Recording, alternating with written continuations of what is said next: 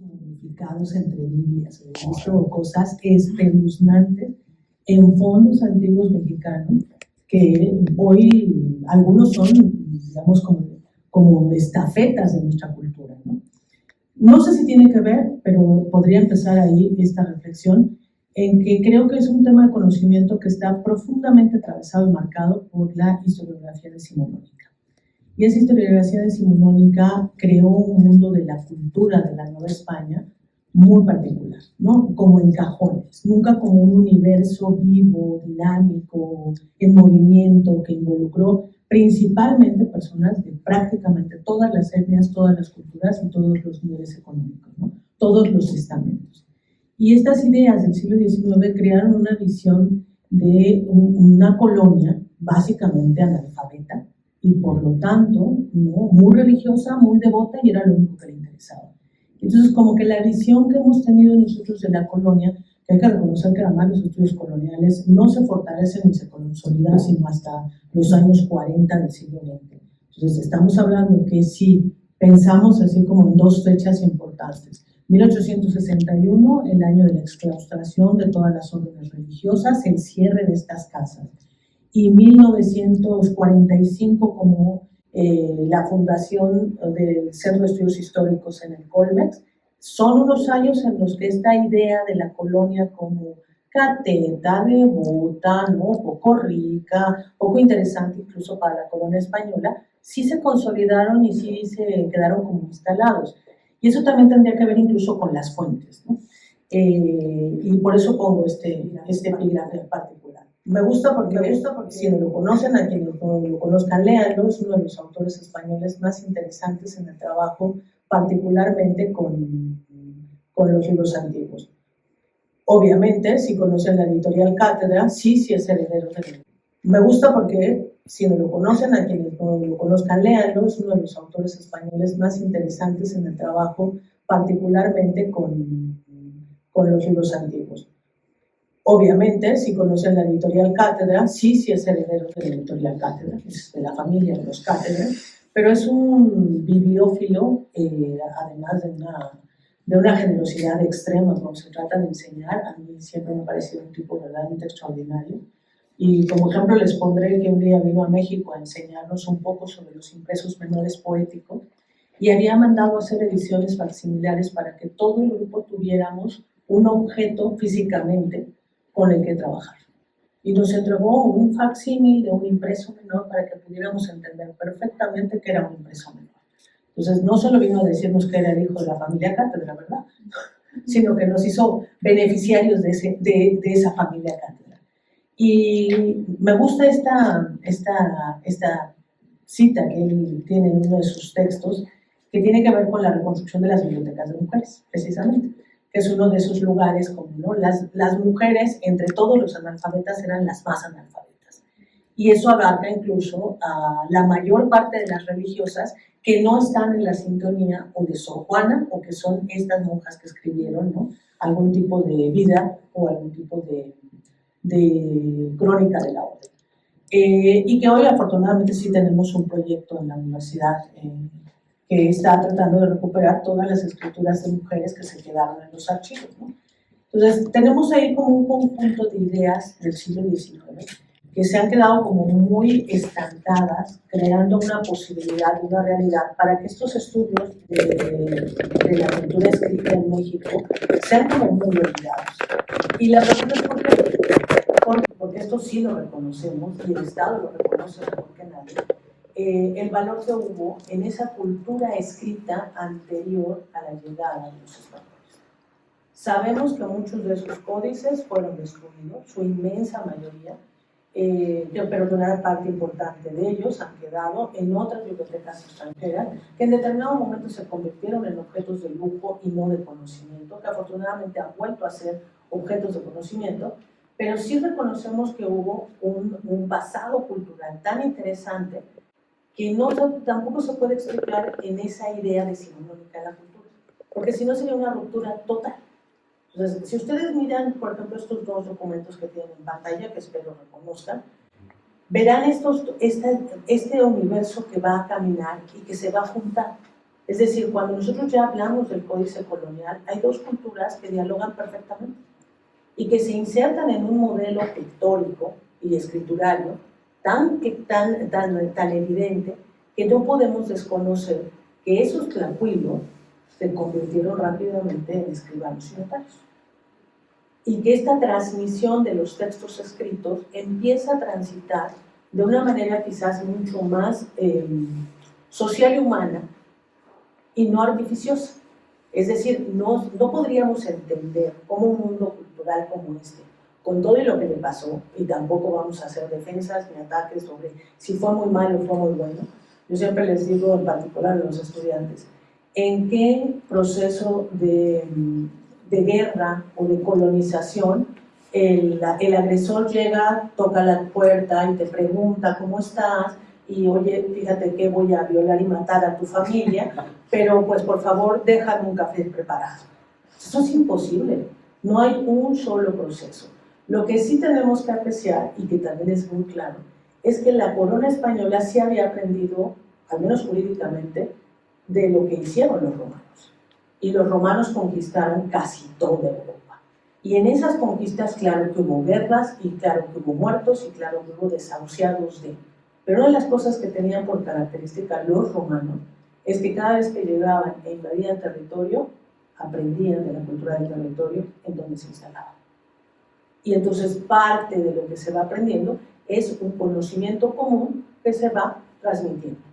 Entonces, cuando se funda el derecho europeo contemporáneo en la Edad Moderna, ese derecho europeo está fundamentalmente basado en el derecho romano, en un reconocimiento de que esa legislación es posible. Y por lo tanto, cuando estamos hablando de cómo se instala la cultura occidental en un territorio como el nuestro, como el novohispano, estamos hablando de que la idea principal, más allá de la guerra, más allá de la conquista, es establecer instituciones, establecer un orden social, ese orden social que permita, cuando menos, emular lo que hay en el centro de la Corte de Madrid. Ciertamente, y por eso un poco el título lo pongo a partir de una carta que me encantó de los inquisidores, porque estas cartas del siglo XVI, que todavía se conservan, que son maravillosas, a quienes les interesen, son increíbles, lamentablemente no están digitalizadas, no están impares, son 17 libros de cartas de los inquisidores novohispanos al Consejo de la Suprema, que hablan entre 1572 y 1697 prácticamente intacto. Es decir, el problema se puede ver, todo el problema. El problema de los inquisidores llegando, cómo se instala una institución, qué tipo de estandartes de batalla pone la Inquisición y cómo van a ser sus relaciones con poderes que ya están establecidos previamente, como los universitarios, la audiencia, los obispados, cómo se van a relacionar. El resumen de esa telenovela es que no los querían. No eran bienvenidos, no les pusieron porristas ni en Veracruz ni en la Ciudad de México. En el momento en que llegaron dijeron que te quede claro que no eres bienvenido y que vas a vivir todo este tiempo sin nosotros. ¿Cuándo va a haber una relación mejor? Hasta 1624 y el primer motín. Porque en el primer motín de 1624 los inquisidores van a tener un protagonismo, como les gusta, silencioso, pero se harán cargo de varias cosas, empezando por comunicarle a la corona qué es lo que está pasando. Y en una de esas cartas, y en uno de esos decirles, porque hay que recordar que estas instituciones no solo funcionan como una especie de implantación de un orden jurídico, legal, social, sino que también son focos de noticias, ¿no?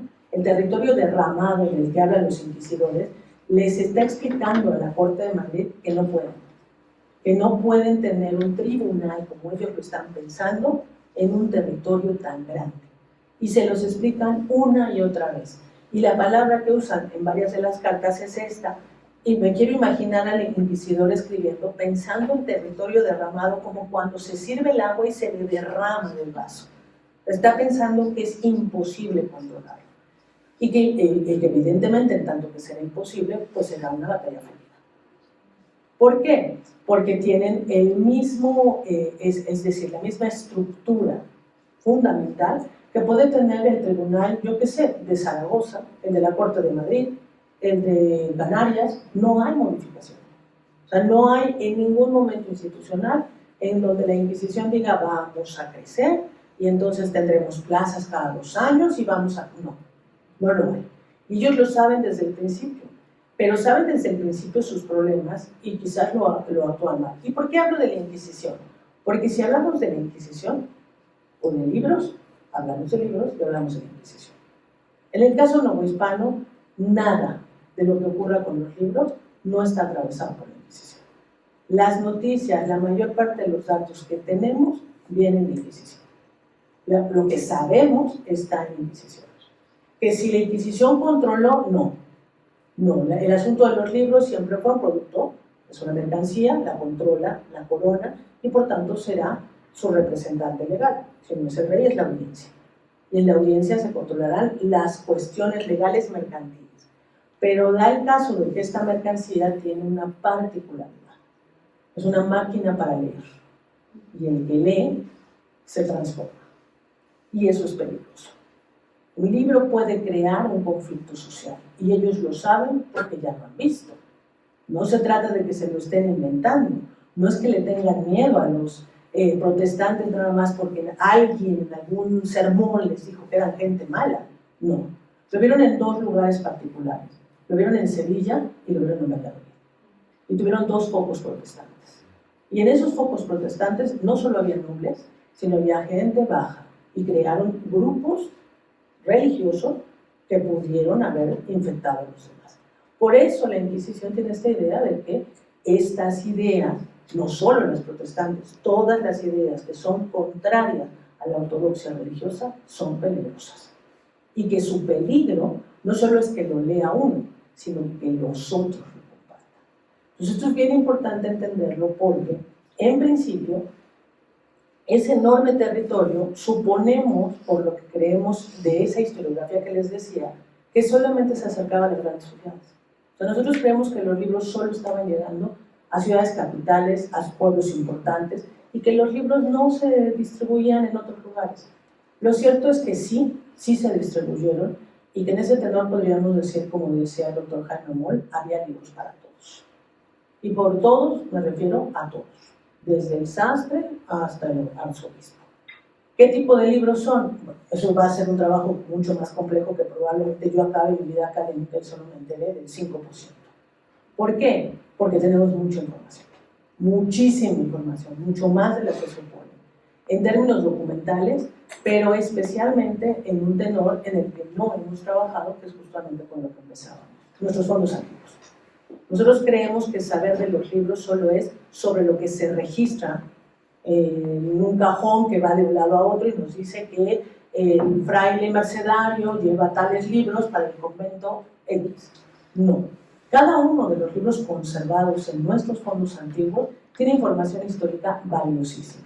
Empezando porque cada libro, en la forma en que se produce, tiene como almacén lo que le dio posibilidad. Es decir, la legislación española no permite la publicación de la obra si no viene acompañada de todos esos documentos que lo explican, como la licencia de impresión, hasta si lo pensáramos modernamente, incluso hasta el dictamen editorial moderno. Debería imprimirse. Imagínense que hoy ustedes pudieran leer el dictamen editorial conjuntamente antes de empezar con la introducción. También viene una cosa que solemos no decir y que no nos parece, incluso a veces interesante, a mí sí, perdón, son costos controlados. El libro es una mercancía controlada. No cualquiera le va a poner el precio. Es la corona quien tasará, contará cuántos folios se imprimieron y sobre esos folios pondrá un precio específico de venta. Y estarán obligados a escribir, imprimir y poner en cada libro cómo se está vendiendo. Ahora bien, lo cierto es que esa legislación para un territorio tan derramado no puede aplicarse tal y como viene empaquetada de Madrid. Es imposible. Pero que Madrid tampoco hizo un esfuerzo porque tampoco lo entendió. ¿Cuántos de los funcionarios que estaban cercanos a la corona durante la Edad Moderna vivieron en América? y vinieron a América y estuvieron, más allá de los que hicieron visitas, particularmente en situaciones puntuales, ¿no? Una crisis institucional se manda una visita de revisión.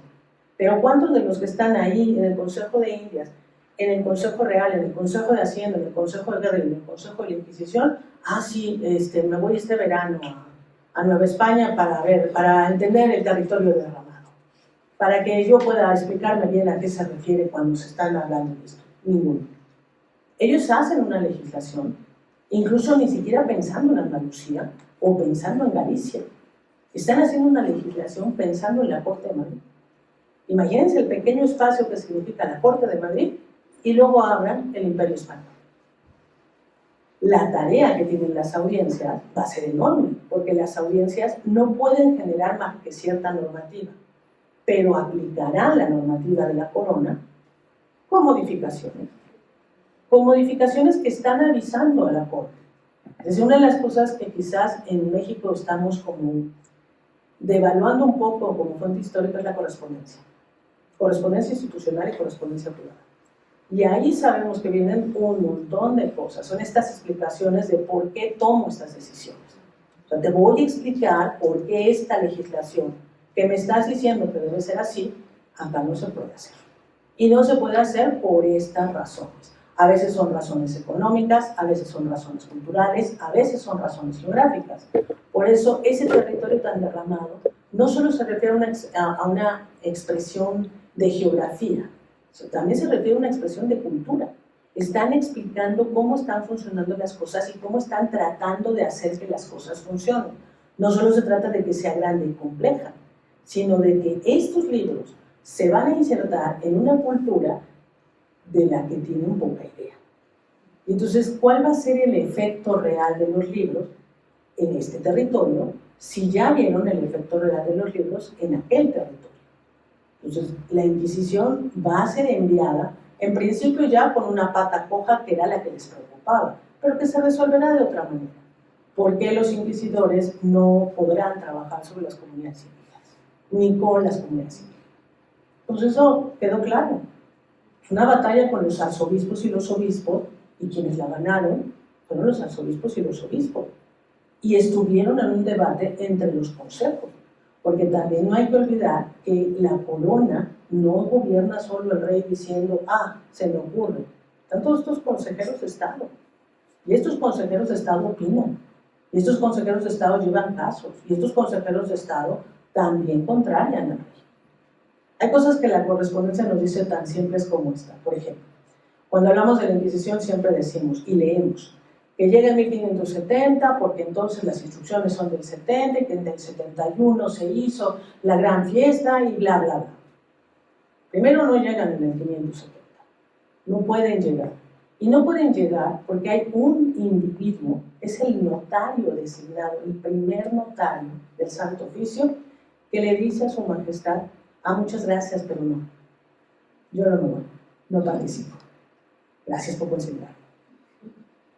Y esa es la primera noticia sorpresa de decir, es un funcionario menor rechazando un nombramiento real. Con sus razones, pero está rechazando el nombramiento real. Y con eso va a retrasar la instalación de un tribunal. Es tan notorio para esa fecha que cuando llega el segundo nombramiento para el siguiente notario, el segundo notario dice, ya lo hizo el primero, yo tampoco quiero ir quizá en tierra desconocida tan lejos que está, no. Y ahí es la única vez que el rey le dice, es que en tu caso sí no te lo voy a aceptar el rechazo, porque resulta que para los notarios de los tribunales que tenemos eres el mejor cualificado. Así que en esta ocasión eres mi mejor soldado. Y el otro se tiene que tragar todo su orgullo y decir, pide ayuda incluso a su tribunal, al tribunal de Llerena. Todos los inquisidores de Llerena hacen manifestación pública de que sin él el tribunal no va a funcionar, que por favor no se lo lleven, y lo único que le dan al rey es más argumentos, justamente para que él sea nombrado Pedro de los Ríos notario del secreto, y es el que vendrá.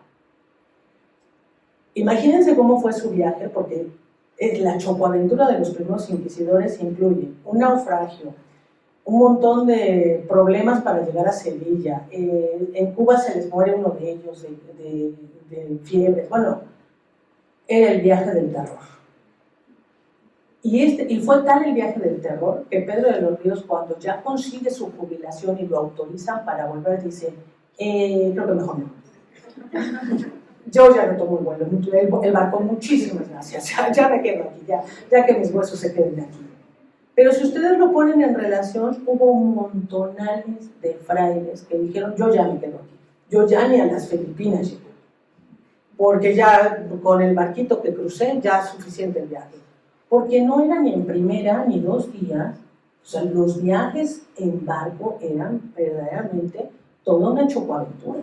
Entonces volver ya significaba, si lo habías hecho de joven y no te gustó, pues ya de viejo, pues te iba a gustar menos. Eso sí era garantía segura.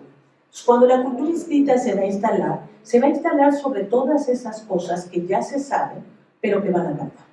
Y ellos también son conscientes que todo eso que se sabe va a cambiar y que se va a adaptar. Ahora, ¿por qué hablamos de cultura escrita y por qué en este contexto? Porque para la mayoría de nosotros la cultura escrita ha estado separada en términos de sus estudios. O hablamos de historia de las bibliotecas, o hablamos de historia de los libros, o hablamos de los autores, o hablamos de la Inquisición y su censura. Pero no nos damos cuenta que es un entramado cultural y que el entramado cultural no se puede entender sin todas las partes.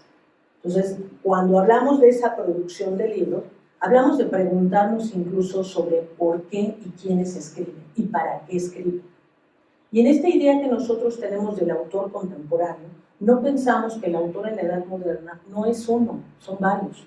Y que un texto transita entre muchas personas antes de convertirse en el texto que se imprime. Tenemos ideas que también nos han dicho que los manuscritos no circulan. Y los manuscritos sí que circulan, sí que se producen, pero se hacen para una comunidad bien específica. No es cierto que estos manuscritos no llegaron a la prensa por olvido de alguien o por maldad de otro y que por eso son desenterrados de los archivos hasta el siglo XIX. No, un montón de manuscritos nunca tuvieron la intención de ser públicos, sino de ser de una comunidad. Entonces, cuando un manuscrito se decide que llegue a la prensa y empieza el proceso de la prensa, ¿en quién pensamos? Fue impreso por Bernardo Calderón. Fue impreso por José Bernardo Lugar. ¿En serio se imaginan al buen señor lavándose las manos y haciendo funcionar la prensa tipográfica, él solito, con sus superpoderes? La prensa es una empresa, es una máquina compleja. Pues una de las cosas que nosotros en México ni siquiera transmitimos en la educación es cómo se hacían los libros, para que podamos entender qué tipo de información nos están aportando y podamos entender que una prensa, una sola, necesita cuando menos 4 para poder funcionar. 4 seres humanos. Y a eso súmale todo el abasto del papel. Nos hemos quedado con la idea, y yo a veces cuando la repiten ya hasta me da repelús, esta idea de que, es que no se imprimían libros porque el papel era muy caro. ¿Ok? Denme pruebas de que el papel era caro. No tenemos datos estadísticos, no hemos juntado, no hemos hecho el estudio sobre el comercio. ¿Cómo saber que un libro es caro? Ni siquiera sabemos cuánto costaba hacer un libro. Ni siquiera sabemos cuántos libros se imprimían de cada objeto. No sabemos cuántos libros había sobre una ordenanza, o cuántos ejemplares, o sobre una geografía. No tenemos datos.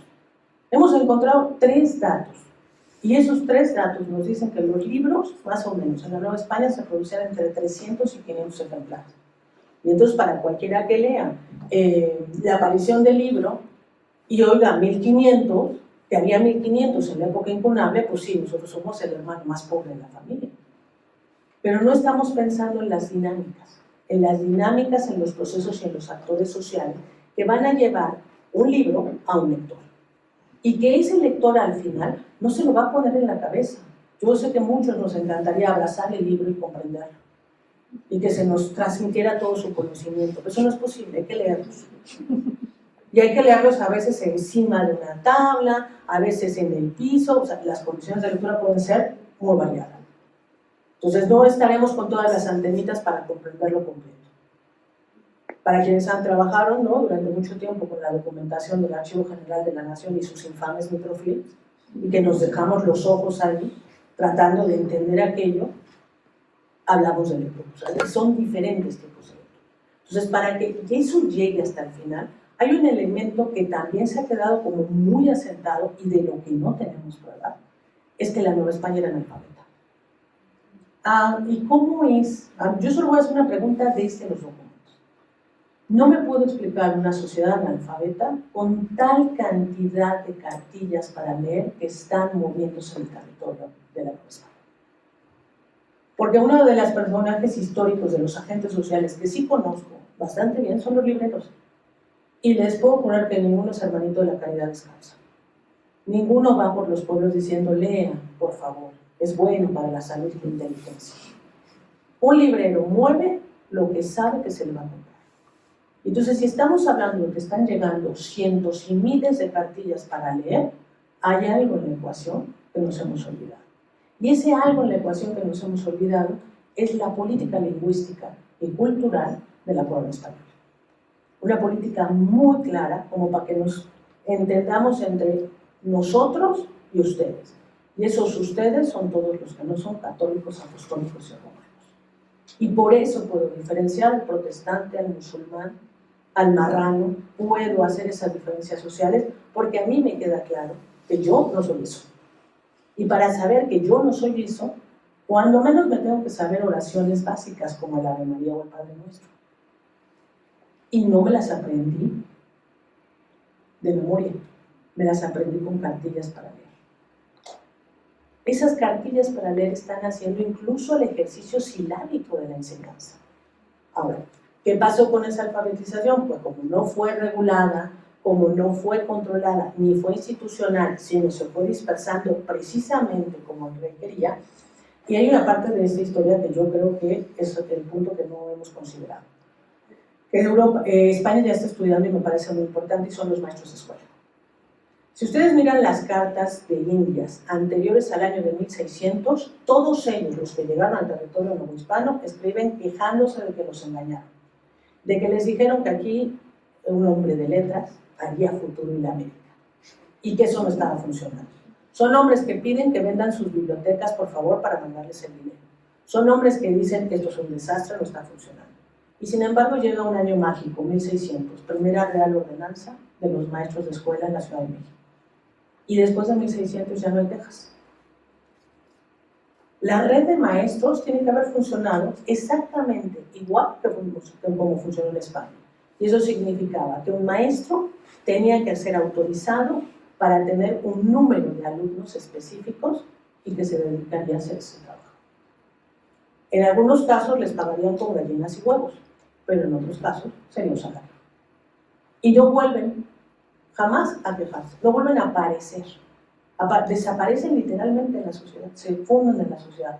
¿Dónde los encontramos? A veces los encontramos en notaría, a veces los encontramos como testigos, a veces los encontramos diciendo alguna cosa, pero ya nunca más se quejarán de que pobrecitos de nosotros vivimos a un territorio donde nadie nos quiere y la lectura y la escritura no es buena.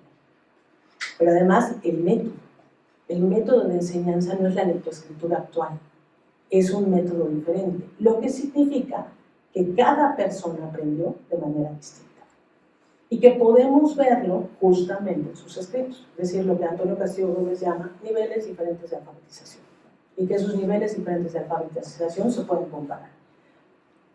Todo esto implica, desde que yo compro el libro, desde que lo transmito, desde que me lo paso, desde que me lo presto, desde que se lo entrego, hasta el final, que sería el actual. Y el actual, esa lectura y apropiación, está ahí manifiesta justamente en las bibliotecas. ¿Qué tanto sabemos entonces de la biblioteca que tienen ustedes aquí en la universidad? ¿Cuántos libros son? ¿Cuántos son del siglo XVI? ¿Cuántos son del XVIII? ¿Cuántos están encuadernados en pergamino? ¿Cuántos en vitela? ¿Cuántos están encuadernados en queratul? Porque hubo una época fantástica que decían las bibliotecas son bonitas, siempre serán del mismo color. Y las pusieron todos en queratul azul, rojo, color vino. ¿Cuántos? ¿Y cuánta gente incluso descarta un libro que ve en un fondo antiguo solamente porque ve el queratul? Y dice, bueno, si es queratul tiene que ser una copia. Y ahí adentro hay un original. Entonces, un poco se refiere a eso, a cómo estamos valorando.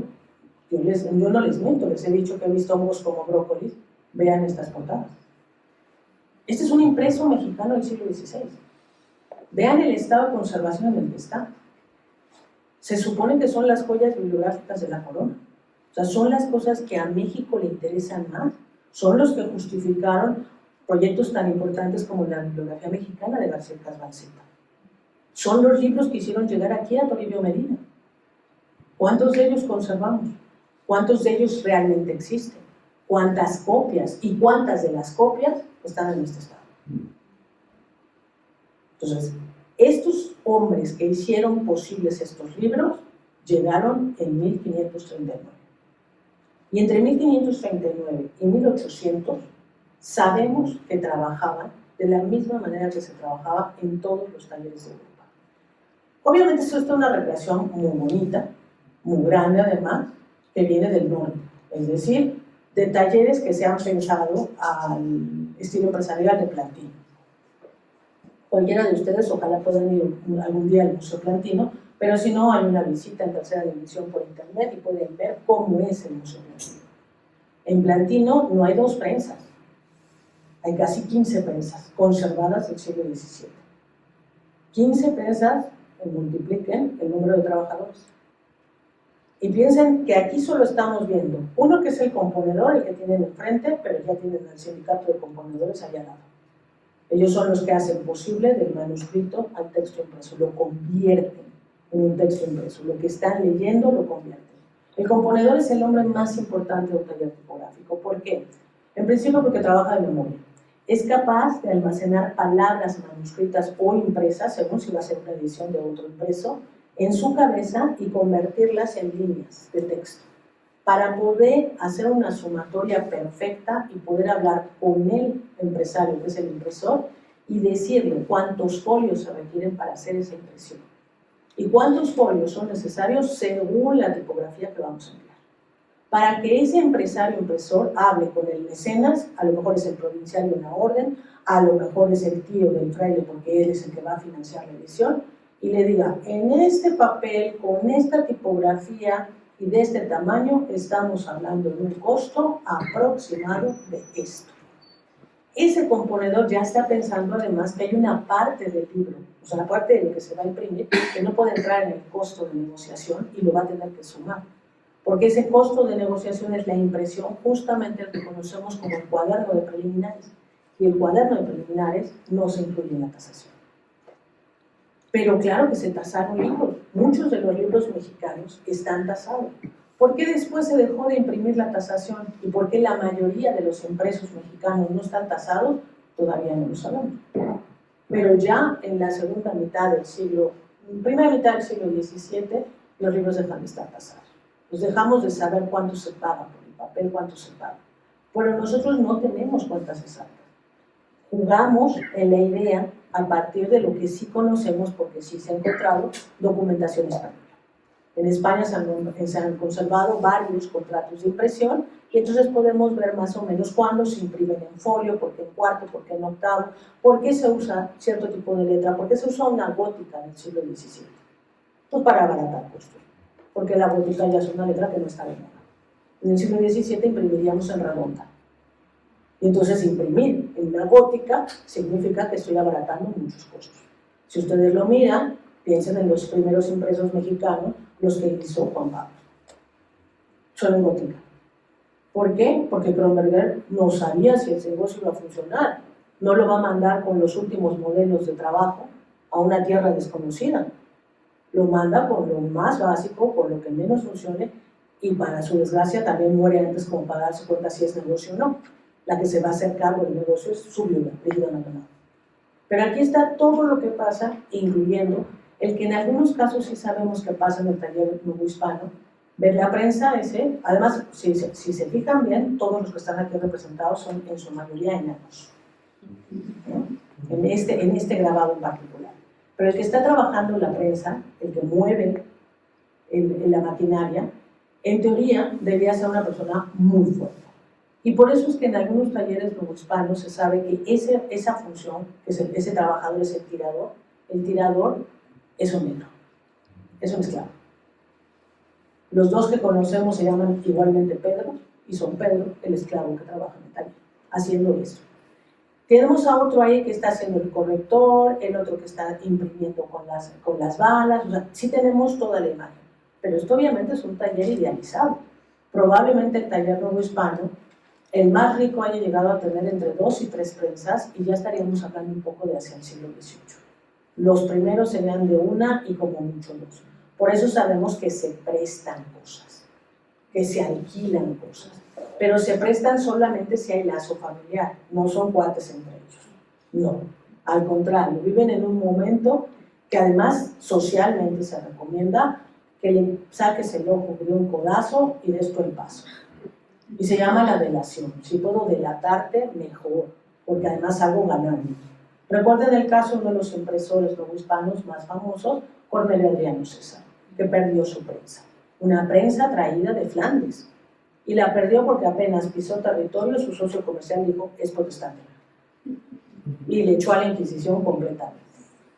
Pero también porque él tenía una dignidad profesional, que cuando la Inquisición le dijo, ok, no pasa nada, tu religión no es un problema, los franciscanos hacen un cambalache. Dicen que si te vas a trabajar con ellos, a Tlatelolco, y les enseñas a los indígenas a usar las máquinas, hacemos cambalache. Y él dijo que no, porque los indígenas eran muy habilidosos en el arte de las culturas escritas. Así que si aprendían, le iban a quitar el negocio. Y él no era tan tarado como para enseñarle el negocio a uno que le iba a quitar. Así que se quedó trabajando para los franciscanos, imprimiendo con el hábito franciscano, porque será su castigo. Por la soberbia, el hábito franciscano. Entonces yo me imagino a este hombre imprimiendo libros en la prensa franciscana, le picaría y le sudaría todo. Debe haber pedido clemencia 1000 veces, pero se quedó con toda su sentencia. Termina a finales del siglo XVI, incluso lo que suponemos, no tenemos pruebas claras, pero sí suponemos que Cornelio Adriano César fue el maestro de casi todos los impresores que empezaron a trabajar en el siglo XVII. Y lo sabemos siguiendo sus pistas, porque él todavía tiene esa soberbia, es decir, los años de hábito no le hicieron nada, y entonces él dice en todos los impresos que hace que ese impreso lo hizo él, aunque trabaje para otro, lo hizo él. Otro de los aspectos que es el que más me gustaría enfocarme, y por eso pongo esta imagen. Esto es un fardo, y esto es un fardo de libros, porque así iban, es decir, la caja de libros, lo que llamamos el cajón, va en un fardo semejante a este. Y la relación por la que sabemos que es porque si se fijan, ahí donde dice que está el notario tomando la información, hay 2 de los paquetes, 2 de los fardos que tienen unas pequeñas marcas. ¿Quieres mirar? Sí. Esas marcas son las que la documentación relaciona con un cajón de libros. Este cajón de libros que llega en 1620 para los Calderón tenía que llegar en un cajón que tenía esa marca. Es decir, a la llegada de los barcos y que bajaban esos fardos de libros en Veracruz, cada uno de los factores o de los agentes comerciales que tenía o un impresor o un librero revisaba esto. Y lo que tenemos a favor es que se conservan muchos de estos documentos que son los cajones que llegaban. La manera de probar que los estudios que se están haciendo en Europa son fiables o válidos es ver qué tanta de la documentación que ellos han trabajado, que nos están avisando que en el navío llamado el Fortachón se fueron tantos cajones de libros, es cuántos de esos cajones llegaron a la Nueva España. Y esta documentación está en el Archivo General de la Nación, porque esta documentación tiene una característica doble, es mercantil e inquisitorial. Es decir, el mismo proceso que tenemos allá, allí donde termina el proceso mercantil y entra la Inquisición a revisar qué libros van para saber que no viajan libros prohibidos, se hace en Veracruz. El cajón de libros debe llegar sin haberle roto los sellos inquisitoriales y revisado. No tenemos muchas noticias de que efectivamente la revisión se haga en Sevilla como corresponde, pero eso no significa que no se haga. O sea, es imposible decir categóricamente que no se hacía y que todo era corrupto, no. Hay inquisidores que son muy puntuales, hay inquisidores que son muy vagos y eso es una realidad de la vida. Entonces, estos cajones son los mismos que aparecen en las redes de espionaje. Esta carta le está avisando a la Inquisición que está por salir un barco de Ámsterdam y miren lo que lleva, a Calvino y un cuestionamiento sobre la autoridad del Papa.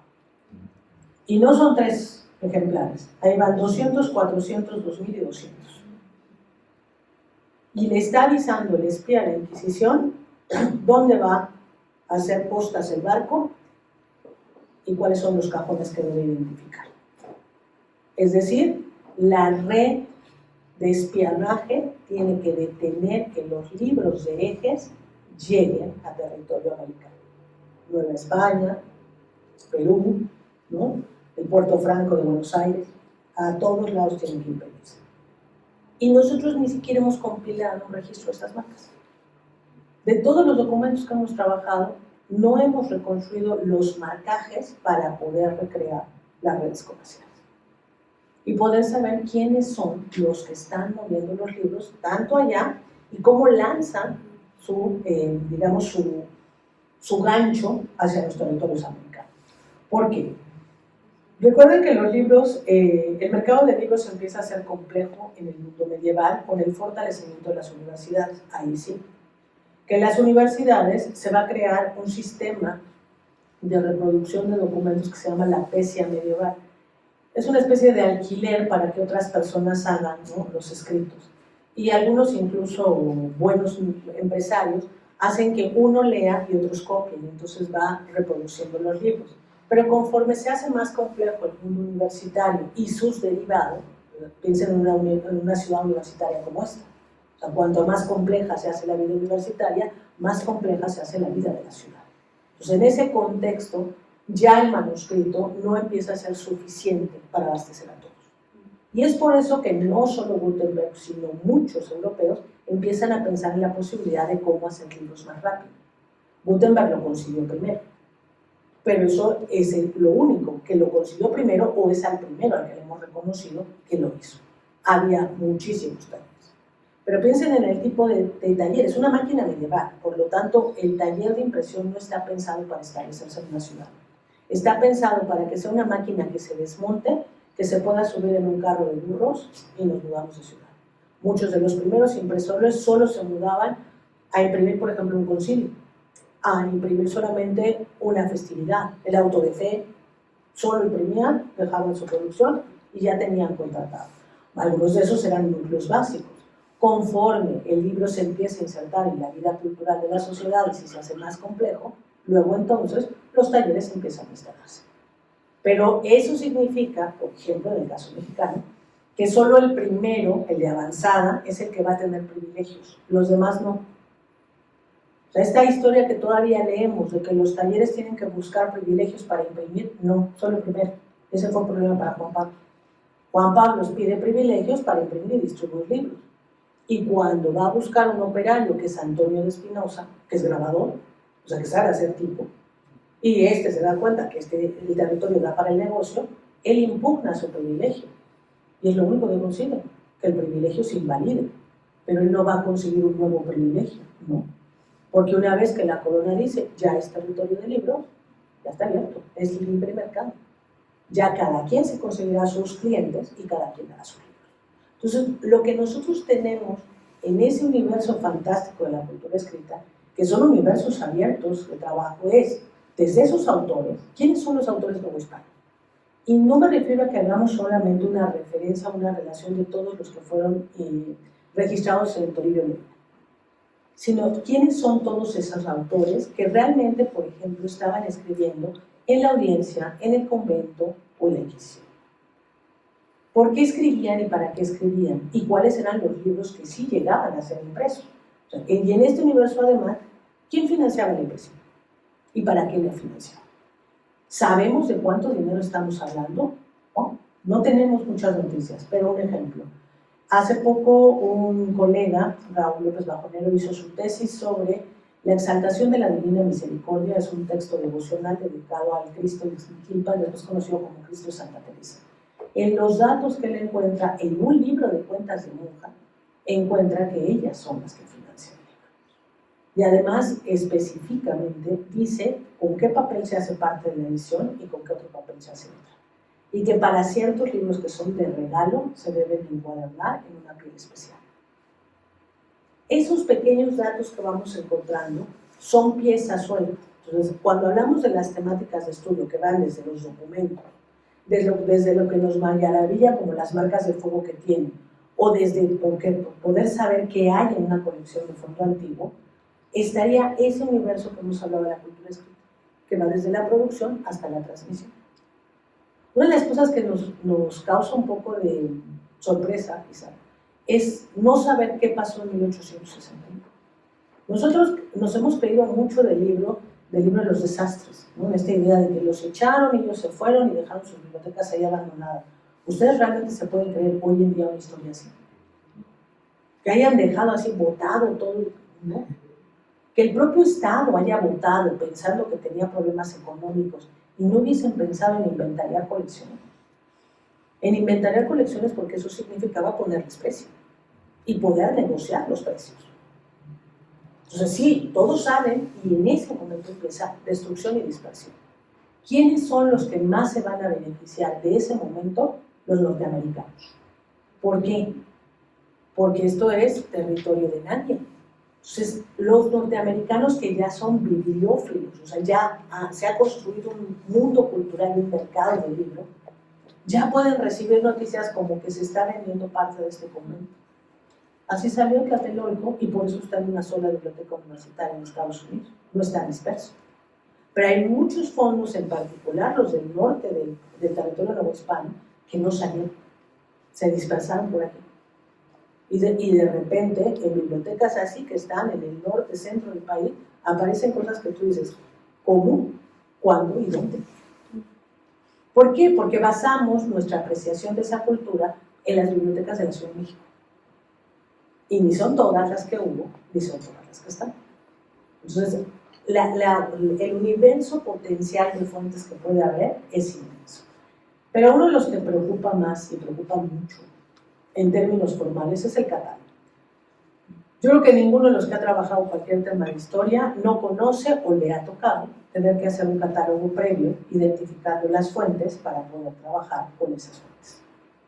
La mayor parte de las personas que trabajaban antes de esos años 40, eso se dedica.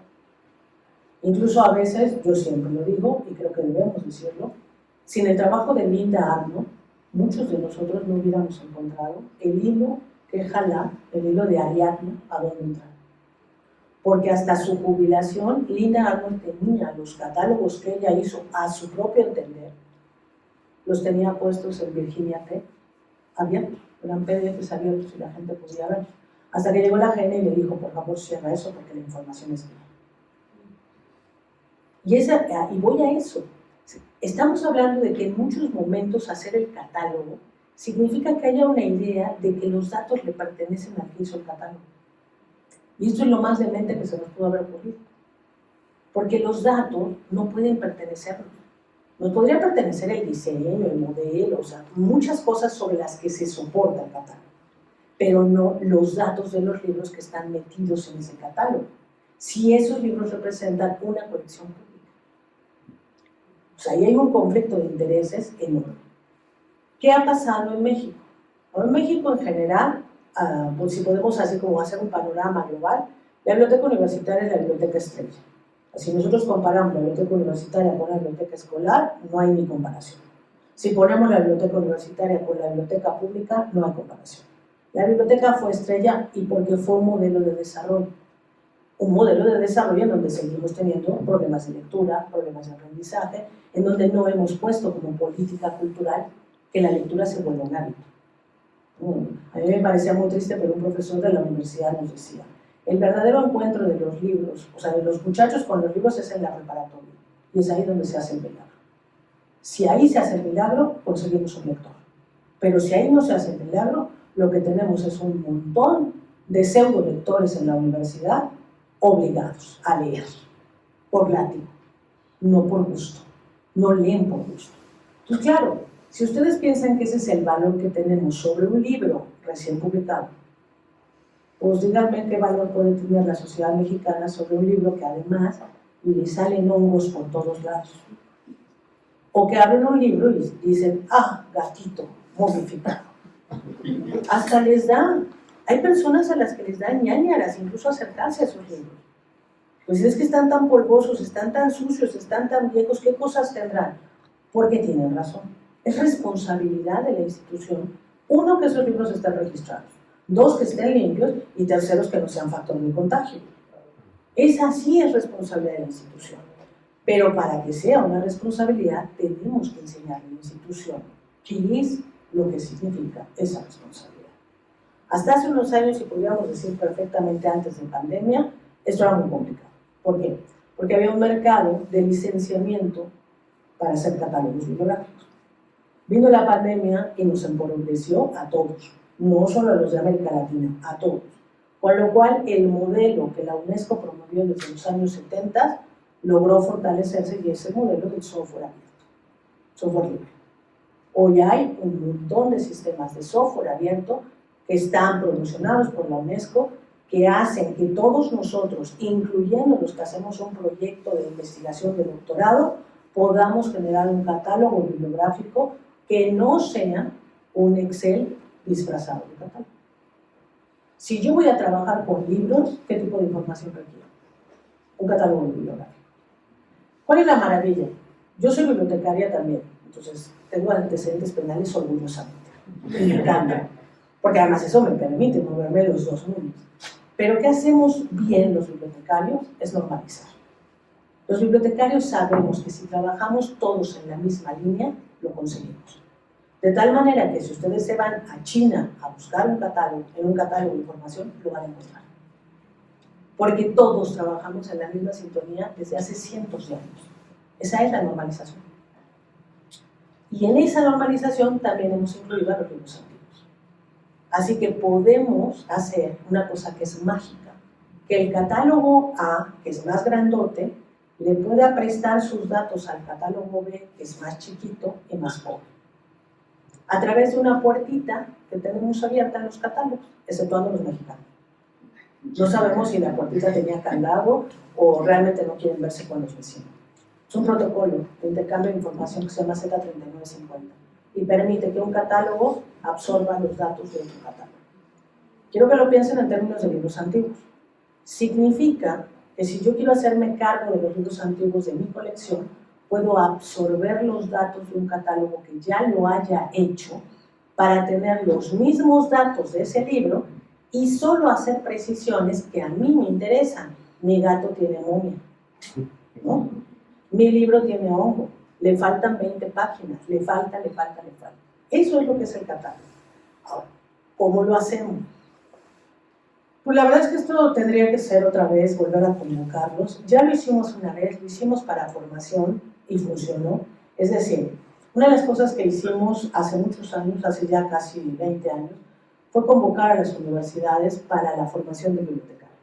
Nosotros no podemos responsabilizar al bibliotecario si se pierde un incunable o si no sabe identificarlo, ni siquiera al historiador, ni siquiera al archivista, si no le decimos cuál es la diferencia entre un incunable y un libro.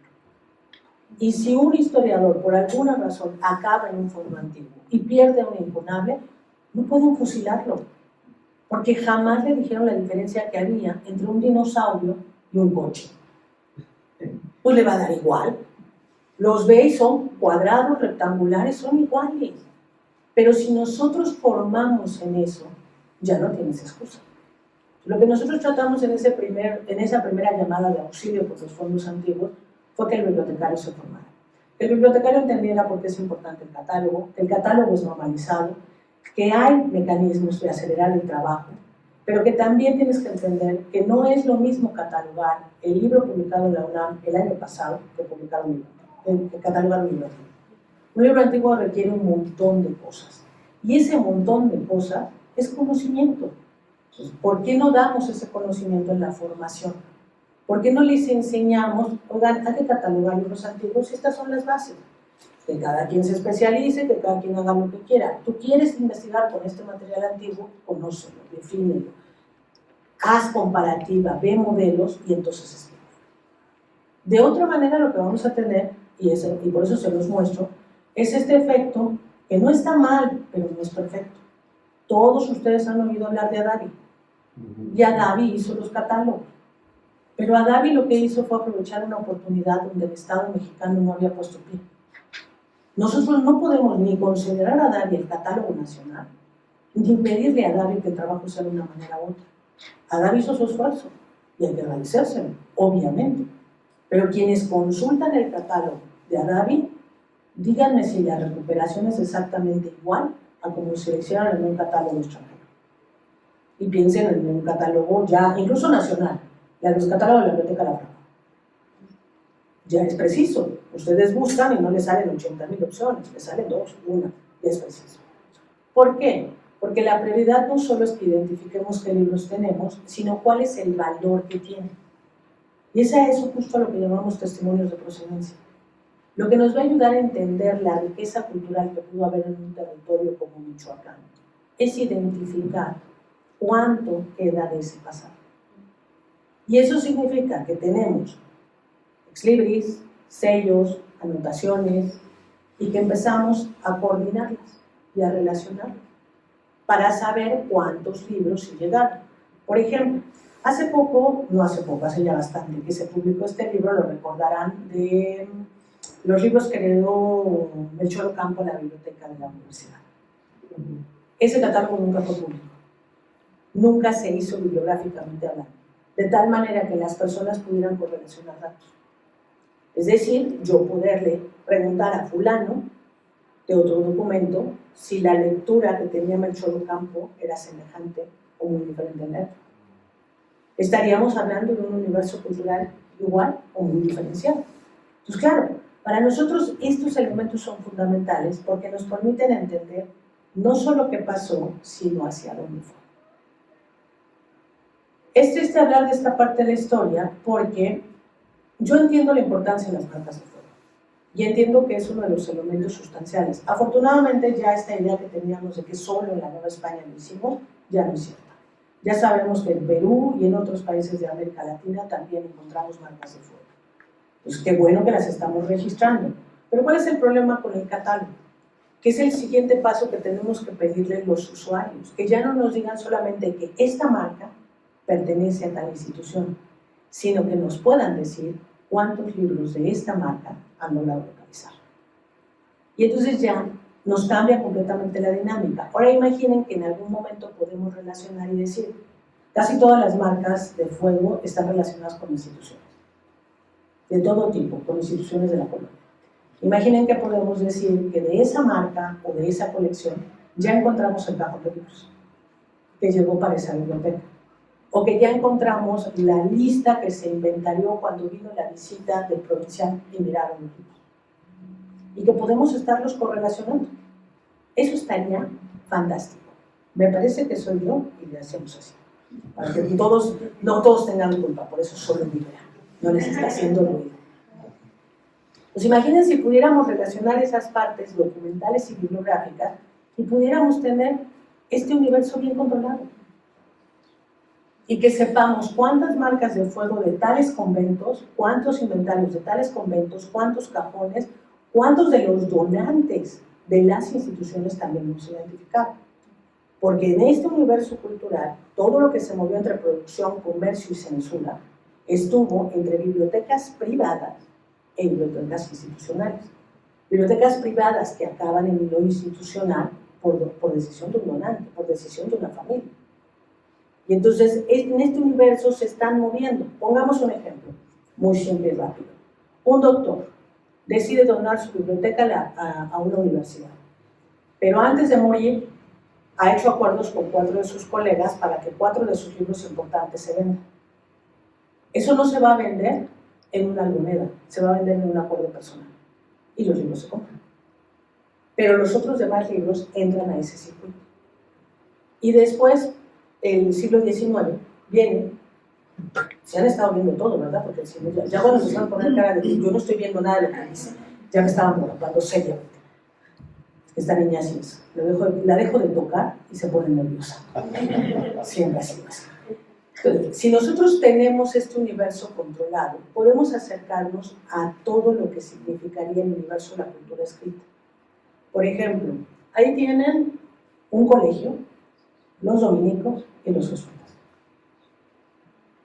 ¿De cuántos de ellos tenemos inventarios localizados? ¿Cuántos de esos inventarios pertenecen al código novohispano? ¿Cuántos son inventarios que se hicieron después de la expulsión?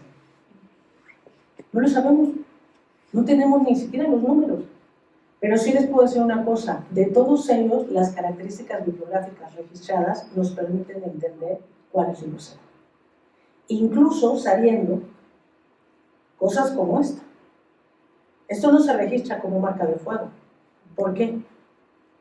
Porque se usó como un superlibres. Pero es la misma marca de fuego que está en los cantos. Y esto lo van a encontrar incluso en documentos marcados por la orden con su marca de fuego.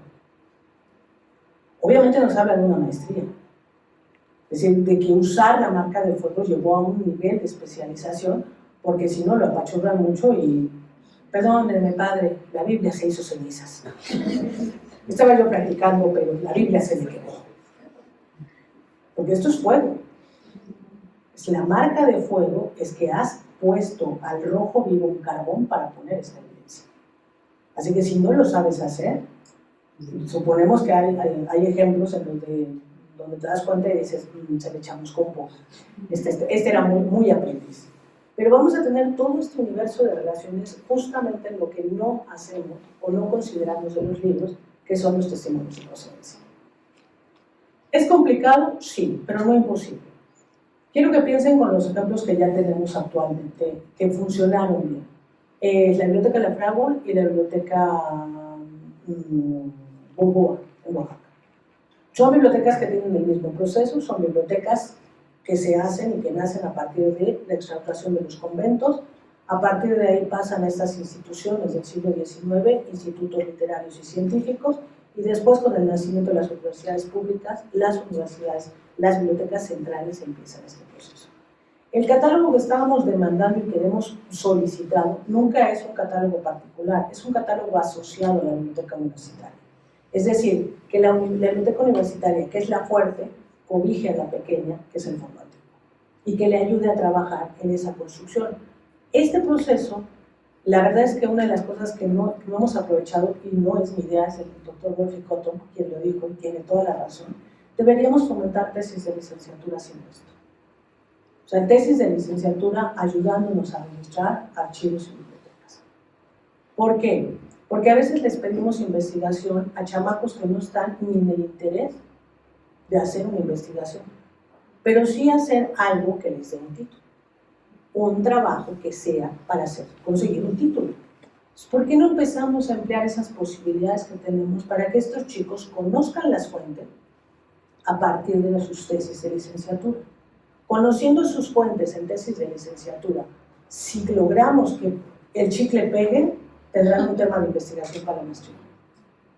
Incluso descubrirán fuentes documentales que son tan complejas que no solo les darán para la maestría, les darán incluso para el doctorado. Porque ojalá las maestrías fueran barcos que logran, ¿no?, navegar con todo lo que tienen. No, se quedan ahí con muchos hijos. Entonces, a mí me preocupa siempre, porque es la joya de la corona, digamos, los impresos novohispanos, no los conocemos todos, pero hay una línea de trabajo que está trabajando la doctora Guadalupe Rodríguez en la Universidad Autónoma de San Luis Potosí, para quienes interesen formarse ahí. Es un trabajo muy de troglodita. Entonces, el club de troglodita significa que hay que revisar el libro con absoluto detalle y registrar con tal puntualidad que vas a decir que hay pata de mosca en el folio 35, en términos tipográficos, ¿no? Pero solo así descubrimos. De esa manera podremos cerrar este ciclo que no sabemos. Nosotros no sabemos con formal seriedad o con documentación puntual cuándo acabó el periodo de la prensa tipográfica en México. Cuándo fue el último taller que hizo libros con máquinas tipográficas y hizo la transición para empezar a producir impresos en el siglo XIX, ya con máquinas más modernas. Nosotros no lo sabemos. Tampoco sabemos cuántos de estos impresos que se hicieron se adaptaron. ¿Cuántos van a responder a este modelo de esta sociedad que empieza a transitar a ser la sociedad novohispana? ¿Y cuántos de esos impresos son respuesta directa de esas transformaciones? Es decir, cuando esto ya no es el libro europeo comprado para usarse en América, sino es ese lector americano que ha producido un libro basado en un conjunto de cosas. Tampoco lo sabemos. No sabemos ¿Cuántos de estos impresos, y particularmente pongo la exaltación, no porque las monjas hayan pagado el financiamiento, sino porque esta edición es un ejemplo? Se imprimió por primera vez en 1688 y se imprimió prácticamente sin cambios hasta 1835. ¿Cómo pasó eso? Violando todas las reglas, violando todas las normas, este impreso se hizo de diferentes maneras, por diferentes impresores, con el mismo contenido. Este libro no cambió nada en su contenido, es la misma historia. Está digitalizada, si la quieren leer, es el Poltergeist de una renovación religiosa. Si no, Cristo sale, se desprende de su cruz y las luces y aúllan. La gente, cuando ustedes leen la exaltación, la expresión de la exaltación, da más miedo que devoción. En serio. Pero el Cristo es bellísimo y el Cristo se conserva. Incluso la historia del hombre que lo donó, Alonso de Villaseca, el más rico, el que apoyó tanto a los jesuitas. ¿Qué tanto sabemos de él? Bien poquito. Pero donó 5 Cristos. Y de los 5 Cristos mintió como bellaco. Dijo que eran Cristos traídos de España y de madera. Los 5 Cristos son hechos por manos indígenas. Los 5 Cristos son de maíz. Y de los 5 Cristos que él donó, 3 siguen siendo devocionales. Es decir, 3 siguen teniendo devoción, viven con su comunidad. El Cristo de Santa Teresa se hizo famoso porque es el Cristo que acompañó a la Virgen cuando fue nombrada patrona de México. En ese grabado que les ha llamado la atención que está partido, ahí está el Cristo con la Virgen. ¿Cuántas bibliotecas existieron en la Nueva España? Ni idea. ¿Cuántas fueron institucionales y cuántas privadas? Ni idea. ¿Cuántas de ellas fueron censuradas y cuántas no? Ni idea. ¿Cuántas de ellas tenían 120? Sí. Ni idea. No tenemos ni siquiera. Hablábamos incluso cuando en la mesa de los jesuitas, cuántos tenía cada uno de los colegios de los que tenemos inventario a través de temporalidades. Ni siquiera tenemos una tabla así. La única tabla que tenemos es la que supuestamente se hizo en la entrega de libros a la Biblioteca Nacional de México, que hicieron esos bibliófilos del siglo XIX, que suponemos que es a ojo de buen cubero, y dijeron, de los mercedarios entraron 3.000, de los dominicos entraron 200 y de los tales tantos. Porque si no hay inventario de esos libros antes de la entrada, ¿de dónde sacaron los números? Yo supongo que ojo de buen cubero. No creo que haya sido efecto del peyote. No, perdón usted. Deben haber tenido una razón. Lo que tenemos es evidencias, y evidencias que no estamos estudiando. Tenemos un montón. Aquí tienen un ejemplo de 2 bibliotecas privadas, todas son de procedimientos diferentes, y de una biblioteca institucional, la de los dominicos. ¿Qué nos demuestra, por ejemplo, la biblioteca de los dominicos? Que hubo enfermería. Ya nos lo habían dicho los historiadores de los dominicos, eso no es nuevo. Lo que no nos dijeron es que la enfermería es abierta. Porque tienen libros para el arte de partear, para curar la sífilis, para curar venenos. Como yo preguntaba un día en una reunión con los dominicos, si ustedes me explican el arte de partear entre ustedes, yo de verdad me voy a sentir en otra dimensión. Porque eso solo pudo haber habido una mujer ayudando en los partos y una enfermería que fue abierta, que fue para el público. No la conocemos, ni sabemos cuántos de los conventos tenían estas capacidades. Pues, lo que sí tenemos son estos. Vean este pequeño objeto. ¿Y por qué se los muestro? Porque es el último testimonio que queda de esta edición. Y está en México. Está en la Biblioteca Nacional. Son las epístolas familiares de Cicerón. Este preso sevillano, ¿cómo sale a la luz? Por la decisión de un investigador de hacer su tesis de doctorado sobre los impresos que se conservan en Sevilla. Y en México, en cualquier universo cultural diríamos, chale, se hacen tesis de doctorado con esto, qué fácil. Son complejísimas. Las tesis de registrar libros antiguos son complejísimas. Y afortunadamente en otros países sí se hacen, pero en nuestro país no. Porque de alguna manera hemos conseguido devaluar el trabajo del registro catalográfico, el trabajo del registro de los archivos, y no consideramos que se necesite cabecita para hacerlo. Creemos que, no sé, sale frotando el celular o algo así, uca, y van a salir todas las fichas. No es cierto. y menos con esta información. ¿Por qué lo muestro? Porque fue registrado en el año de 1982 por Imhoff Cabrera, que es el último practicante de la bibliografía mexicana. Imhoff registra absolutamente todo lo que están viendo. Pero este libro es uno de esos libros que se fue del fondo, estaba guardado en la Biblioteca Nacional en fondos generales. Para encontrarlo tuvimos que ver 3,000 ejemplares, de todo tipo, antiguos y modernos. Claro, ya en la Nacional nos alucinaban, cada vez que pedíamos unas epístolas familiares, era así como, usted nada más viene a fastidiar, señor. Usted es jueves para venir a fastidiar. Porque no entendían que lo que estábamos buscando es justo lo que había registrado Imhoff. Y necesitábamos encontrar todas estas anotaciones, todas estas manchas, para que fueran exactamente como Imhoff Cabrera lo escribió. Porque una de las características que no se hizo cuando se imprimió el fantástico trabajo de Imhoff Cabrera es que nunca se puso en dónde estaban los libros. No hay orden en ninguna de su información. Y yo no sé si eso es un error de Imhoff en su trabajo, porque no conocemos sus originales, o es un trabajo que se consideró poco importante en la publicación. Tenemos información a titipuchar. ¿Por qué quiero que vean esto? No porque es muy bonito, porque la caligrafía es bonita y nos gustaría tenerlo en la estampa y también en el cubridor del celular, ¿no? En la tapa.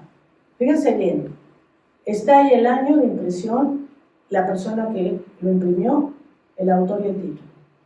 Esto es el canon bibliográfico de los inquisidores. O sea que además de estarle fastidiando a la gente revisándole sus lecturas, nos hizo un favor. Todos los libros se fueron registrados así. Casi toda la información que tenemos del siglo XVI y XVII es así. Ellos piden por edicto que todas las personas entreguen memorias de sus libros. Y las memorias de sus libros deben tener autores, por sus nombres y por sus sobrenombres, traductores, impresores, editores y años. Entonces ya hay algunos chismosos que nos ponen datos adicionales, ¿no? Que mi libro además tiene moco de gorila en la página 25. Muchas gracias, señor, por la información.